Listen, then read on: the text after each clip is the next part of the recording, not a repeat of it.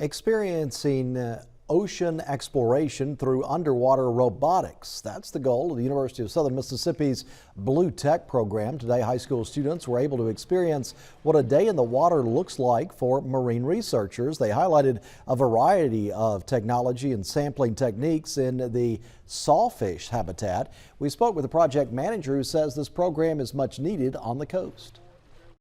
One of the values of having that early exposure is to encourage students to seek these opportunities that are right here in Mississippi and along the Mississippi Gulf Coast, and gain an understanding that they can have careers and stay in Mississippi. There will be another Blue Tech Field Day on April 18th. To register, visit the University of Southern Mississippi's website.